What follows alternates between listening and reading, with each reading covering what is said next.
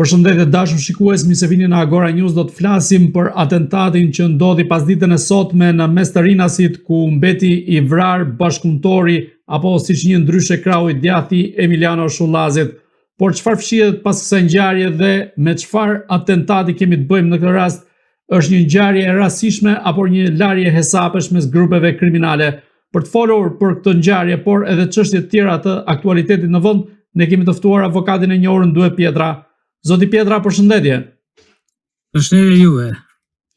Zoti Pietra, në aspektin ose në optikën tuaj si njeri i drejtësisë, si e keni parë atentatin e ditës sotme ku ka tronditur gjithë vendi, duhet thënë, sepse ka ndodhur në mes të Rinasit dhe ku ka mbetur i vrarë Gilmano Dani, pra krau i djathti Emiliano Shullazit?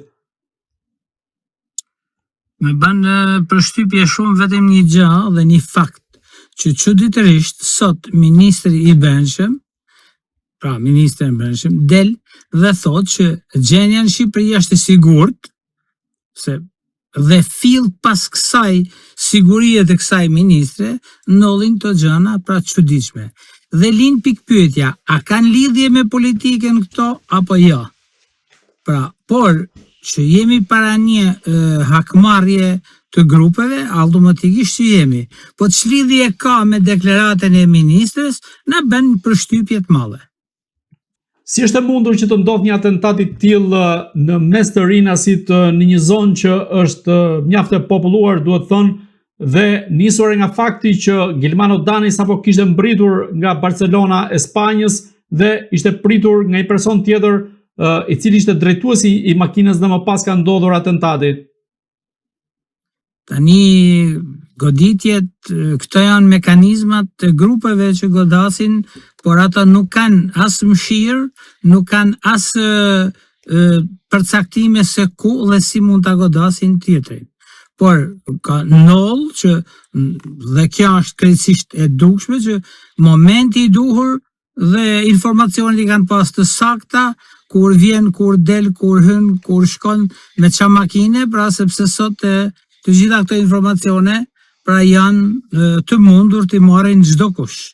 As më tepër nëse kemi të bëjmë edhe me, thash edhe herë, me lidhje politike ose interesa politike kundër grupeve ose pro grupeve kriminale.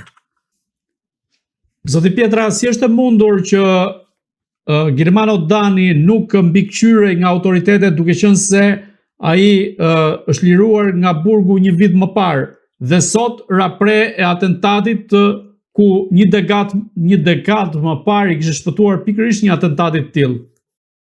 Po, nuk mendoj që mund të jetë gjë e rastësishme. Prandaj e lidha gjithmonë me politikën.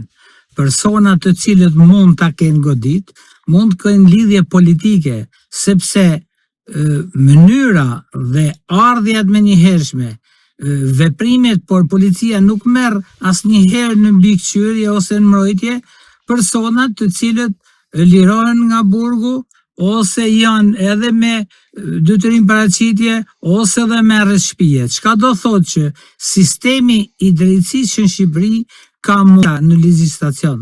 Çka do thotë që në momentin që lirohesh, ti duhet marrësh nën kontroll zotëri, për të parë nëse je rehabilituar apo jo. Nëse nuk je rehabilituar, apo do merresh përsëri me krime. Dhe gjitha këto veprime i përkasin policisë shtetit ose strukturave të cilat dorin masat e menjëhershme për çdo person i cili është person i skeduar në fushën e krimeve apo jo. Dhe ne kemi raste që personat janë me detyrim paraqitje, me arrest shtëpie dhe shëtisin nëpër botë dhe kryejnë krime të tjera të cilat pathuajse nuk vërtetojnë ose nuk i verifikojnë institucionet shqiptare. Dhe këto janë raste shumë të rrezikshme që duhen marrmasat menjëhershme ose të futen në kuadrin ligjor që të zbatohen në bazë të ligjeve. Kemi edhe një gjë tjetër që është shumë e çuditshme në Shqipëri që nuk e lë dot pa thënë, që jemi para faktit që personat që merren me kultivimin ose me shitjen ose me tregtinë e lëndëve narkotike. Tani ti je përdorues. Në momentin që ti je përdorues, nuk marrin as i mas që të ngritën institucionet për rehabilitimin e këtyre, në mënyrë që ata të sillen si persona në jetë në një të ardhme, por ti e dënon dhe thu ke ba burgun tani të kana rregullu. Jo zotri, nuk rregullohet me burg, rregullohet me institucione, duke quar atë, duke ja heq atë mikrob, si thon, në mënyrë që ai të jetë i qetë me avon në linjën e jetës. Sipas raportimeve nga mediat, kryesisht nga terreni bëhet e ditur se drejtuesi i mjetit së fundmi ka qenë agent në mbikëqyrjen policore. Si e shpjegoni këtë rast? Çfarë lidhje mund të ketë ky konkretisht ky person? Ka qenë për të mbikëqyrur pikërisht Gilman Odanin apo ka qenë thjesht i rastësishëm apo person i afërt në grupin e Gilman Odanit?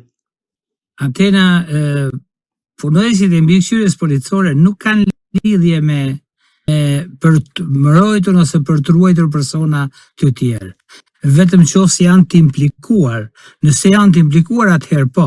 Mbikëqyrja policore është për të parë policë nëse arrin të kryejnë veprime, po jo qytetarët e thjesht.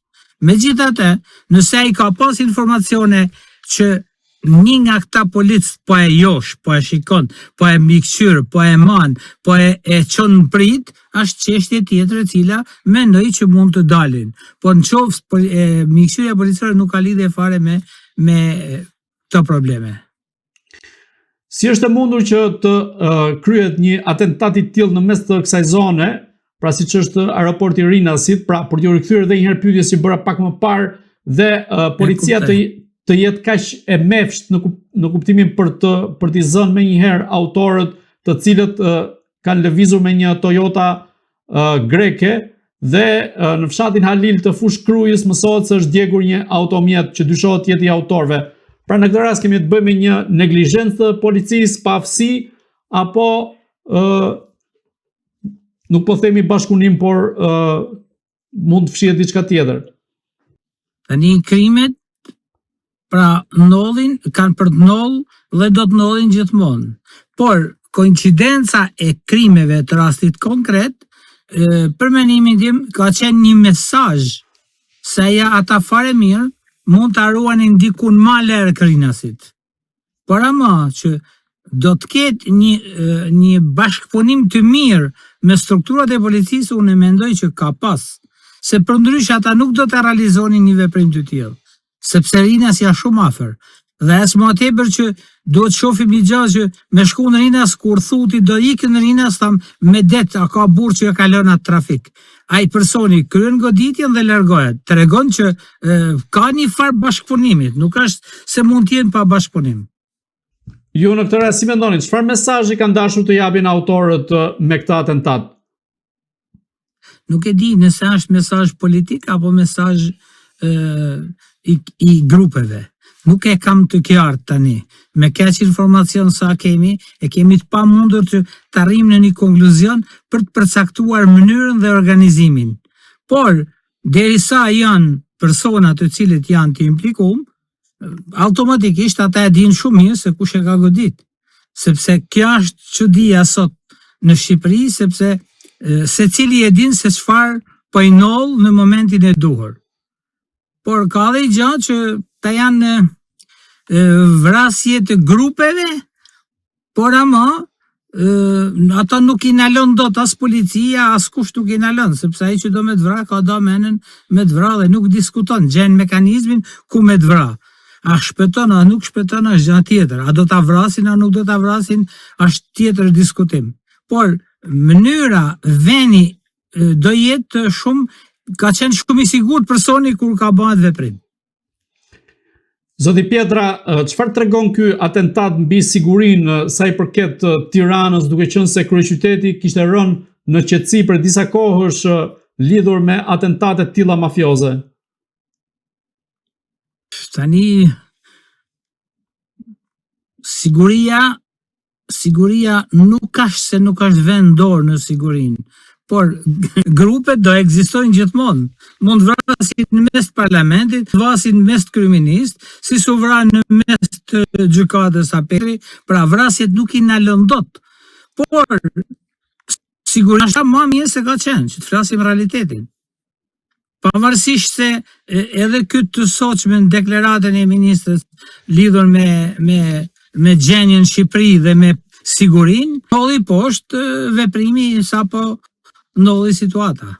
Zoti Pietra, të kalojmë tek një fenomen që po prek qytetin e Përmetit, ku vitet e fundit janë zhdukur 4 banor të rrethit të Përmetit në fshatra të ndryshëm dhe ende nuk janë gjendur, dhe së fundmi është zhdukur dhe një person tjetër i quajtur Agron Çumani.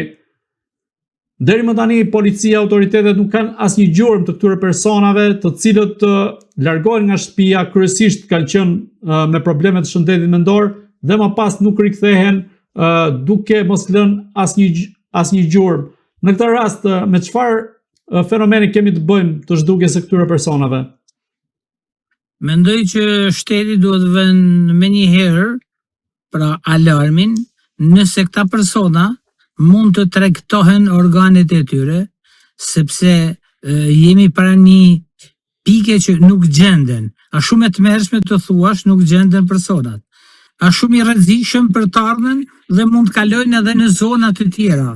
Nëse kemi në një grup kriminal për shitjen e organeve, është diskutim tjetër. Pra, shteti duhet vendor, diçka po noll, sepse nuk është rasti që ka shumë persona të cilët janë zhdukur. Pra, linji pikë pyetje e madhe, a jemi para një trafiku të organeve apo jo? Në cilat pista policia dhe prokuroria duhet shohë në këtë rast, sepse personat përshkrojnë një rrugë të caktuar dhe më pas zhduken krejt rastësisht. Këtu kemi të bëjmë me mbytjen e tyre në Lumivjoz, me sulme nga kafshët e egra, apo kemi të bëjmë me ndonjë vrasës serial i cili i ndjek ata duke qenë se janë edhe persona që nuk kanë aftësi fizike të duhura për të përballur me sulmet. Si duket ata janë persona të pikasur nga ky grup. Dhe duhet patjetër pra që shteti të vënë në lëvizje të këtyre. Sepse edhe herë siç e them që nuk është e lehtë, por nuk është e vështirë të zbulohen. Sepse zbulimi i tyre do pasqyron dhe mos jemi para si puna asaj shtëpisë verdh në kohën e luftës Kosovës. Dhe mendoj që duhet menjëherë të merren masa. Nuk është se është rastësi ajo që zhduken këta persona.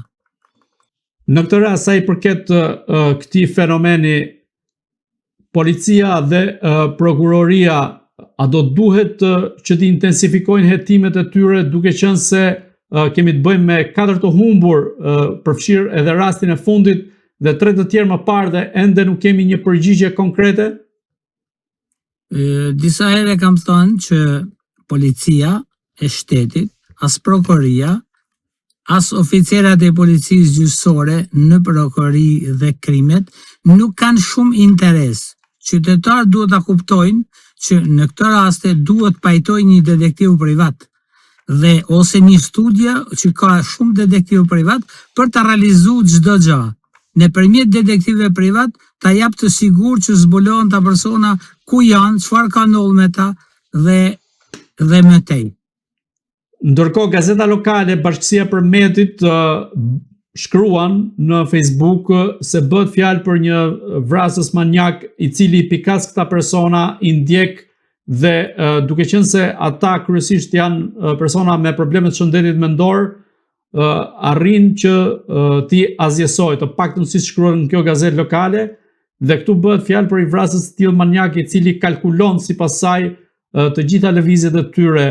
Në këtë rast, do duhet autoritetet ta marrin përbazë një version të tillë dhe të vijojnë më tej hetimet konkrete? Mendoj që është tepër vonë, kur ka pasi rast 2, vjen i treti dhe i katërti, duhet marrin masat menjëhershme. Nuk mund të presin ata që të personit vinë të thotë vetë që unë jam vrasi. Por ama, edhe nëpërmjet këtij informacioni të asaj gazete lokale, policia mund të marrë informacione se ku e arrin konkluzionin kjo gazetë për të nxjerrë këtë lajm, sepse ai ka disa prova, ka disa indicie, ka disa thashëteme të paktën. dhe mendoj që prokuroria e Përmetit duhet filloj menjëherë çështjen lidhur me këtë situatë. Zoti Pjetra, dhe i pyetja e fundit, në këtë rast prokuroria dhe policia e Përmetit ato duhet të rrisin intensifikimin e tyre dhe të ngren vigjilencën si vetë si autoritet, po ashtu dhe tek vetë banorët që të denoncojnë çdo rast të dyshim? E kam thënë disa herë, pra që çfarë noll në Shqipëri, sa po zëvendësohet drejtori i përgjithshëm apo një person tjetër, drejtori i përgjithshëm ndërron gjithë shefat e krimeve në gjitha rrethet. Çka do thotë që pra në kohën e mëparshme shefi i krimeve arrite në një vrasje, një vjedhje e kuptonte menjëherë se ku ndodhi dhe kush e kryvi. Ndërsa sot nuk ndodh asnjë vend që ai shefi i krimeve të shkojnë në një rreth, rrinë 2 muaj dhe të mësojnë për krimet që ndodhin në atë rreth. Është e vështirë. Pra, kjo ishte edhe një thirrje që ju bëj gjithë institucioneve të policisë Shqipërisë që shefat e krimeve, minimumi shefat e krimeve, mos t'i lëvizin as shpesh, pra, sepse shefi i krimeve është personi i cili zbulon krimin dhe po të kishte pas një shef krimesh aty, do kishim arrit në konkluzionin menjëherë se ku dhe çfarë po ndodh. Dhe mund ishte edhe paranalu. Zoti Pjetra, unë ju falenderoj që ishit në Agora News. Faleminderit juve. Të dashur shikues, bashkë do shihemi në intervista tjera, por mos harroni të bëni subscribe në kanalin tonë në YouTube.